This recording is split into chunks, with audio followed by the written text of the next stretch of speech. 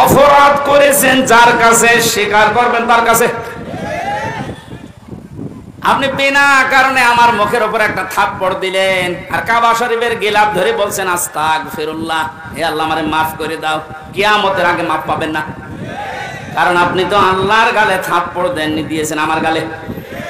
আগে আমার কাছে স্বীকার করেন যে হামজা ভুল হয়ে গেছে। হ্যাঁ, স্বীকার করার সময় আবার অনুশোচনা লাগবে, অনুতপ্ত হওয়া লাগবে। আপনি যদি একেবারে মোড নিয়ে বলেন এই হামজা মাফ কর, আপনার মাফ হবে? আপনার প্রতি রাগ যা ছিল আমার আরো বেড়ে যাবে। আমি আবার বলছি দ্বিতীয় পয়েন্টটা, তাওবা যদি কেউ সত্যি করতে চায়, ওই মানুষটা অপরাধ করবে যার কাছে, স্বীকার করবে তার কাছে।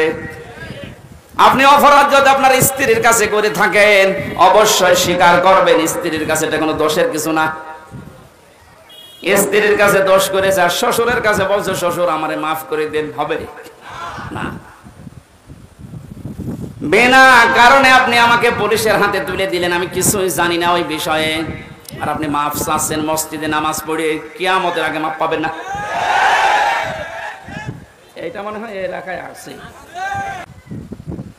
আপনি নিজেই নিজেকে পরিমাপ করতে পারবেন আসলে আপনার ঈমান আছে কিনা। এখন যদি মনে করেন কি আমি শেরপুর মসজিদের সভাপতি, আমার ঈমান নেই, মানে আপনি তো শেরপুরের সভাপতি, আর আবু সাহেব ছিল কাবা শরীফের সভাপতি, তার হিসাবে আপনার কোনো খবর আছে? শেরপুর বাংলাদেশে কয়জন চেনে? আর কাবা শরীফ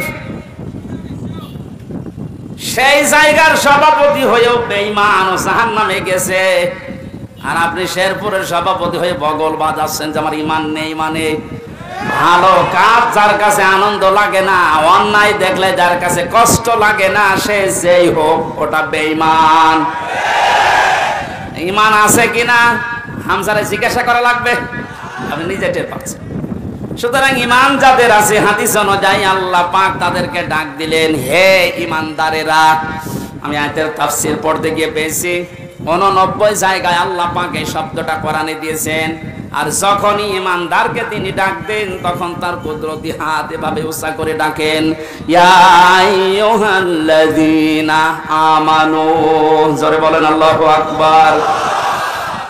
89 জায়গায় আল্লাহ ডাক দিয়েছেন, তার ভেতরে এইটা একটা, ইত্তাকুল্লাহ, আমি আল্লাহকে ভয় করো, কুনু মা'আস সাদিকিন, আর সত্যবাদী যারা তাদের সঙ্গে থাকো। এই আয়াতের নির্দেশ দুইটা, কয়টা? আল্লাহকে ভয় করো, সত্যবাদী যারা আছে তাদের সাথে থাকো। বোঝা হয়ে গেছে না? আল্লাহুম্মা আমিন। না মানে আপনি বলছেন বোঝা হয়ে গেছে। এবার আসেন তো এই দুইটা শব্দের ব্যাখ্যায় যাই। কোন আয়াত থেকে যদি কেউ তাফসীর শুনতে চায়, করতে চায়, তাফসীরে মাজহারি আল্লামা সানাউল্লাহ পানিপতি রাহমাতুল্লাহ আলাইহি লিখেছেন, কেউ যদি কোরআনে কারিমের কোন আয়াত থেকে কথা শুনতে চায়, কমপক্ষে 5টা বিষয় থেকে তাকে আগে কথা শোনা লাগবে। 1 নম্বরে শুদ্ধ তেলাওয়াত, যেটা করলাম। 2 নম্বরে যে যেই ভাষায় কথা বলে ওই ভাষায়, মাতৃভাষায় অর্থ, এই যে শুনলাম। 3 নম্বরে ওই আয়াতের ঐতিহাসিক প্রেক্ষাপট, শানে নজুল যেটা বলা হয়, ব্যাকগ্রাউন্ড, এটা আমি বলবো এখন। 4 নম্বরে আয়াতের বাস্তব শিক্ষা দেওয়া লাগবে। ওই মান ধারণা বলে কি হয়েছে গুলো বাদ দে, এখন বাস্তবতা অনুযায়ী আয়াত আমাদেরকে কি দিতে চায়, এই শিক্ষাগুলো জনগণের সামনে দেওয়া লাগবে। 5 নম্বরে আয়াত থেকে যে শিক্ষাগুলো পাবে ওইগুলো নিয়ে বাড়ি যে আমল করবে। আমরা 2টা করে ফেলেছি, শুদ্ধ তেলাওয়াত আর মাতৃভাষায় অর্থ। যেটা সূরা তাওবার আয়াত, কোন সূরা বলেন বলেন? 129টা আয়াত আছে, মাত্র একটা আয়াত পড়েছি, 119 নম্বর আয়াত। তাওবা শব্দের শাব্দিক অর্থ আমরা অনেকেই মনে করি তাওবা মানে আস্তাগফিরুল্লাহ রাব্বি মিন কুল্লি যামবি ওয়া আতুবু ইলাইহি, হয়ে গেল। তাওবা আর ইস্তেগফার এই দুইটা কিন্তু এক না, এই দুইটা শব্দ আলাদা, মাসদারও আলাদা। কথা বুঝতেছেন? তাওবা আর ইস্তেগফার, কেউ যদি ইস্তেগফার করতে চায় সব সময় আপনি করতে পারবেন, কিন্তু তাওবা আস্তাগফিরুল্লাহ আস্তাগফিরুল্লাহ আস্তাগফিরুল্লাহ বললেই তাওবা হয় না। তাওবা করার জন্য কমপক্ষে মানুষের জীবনে 3টা বিষয় মানা লাগে।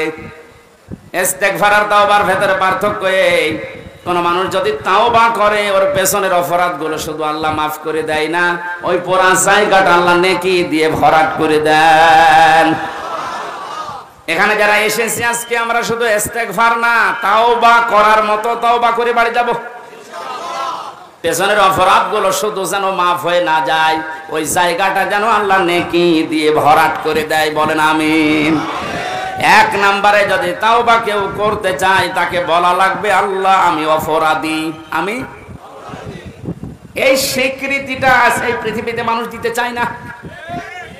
দেখবেন এই দেশে হাতে নাতে ধরা পড়ার পর অস্বীকার করে না। না, তদন্ত করা লাগবে। তদন্ত 7 দিন সময় দিয়েছে যাদেরকে, ওদেরকে মাল মশলা মেরে ওর মুখ বন্ধ করে দেয়। আপনি যদি সত্যি তাওবা করতে চান সে যে কোনো বিষয়ে, আপনাকে প্রথমে স্বীকৃতি দেওয়া লাগবে ওই অপরাধের জন্য, ওই গুনার জন্য স্বীকার করা লাগবে যে হ্যাঁ আমি এই কাজ করেছি, আমি অপরাধী। এখন প্রশ্ন হচ্ছে আপনি স্বীকার করবেন কার কাছে? না না, আপনি শুনছেন না।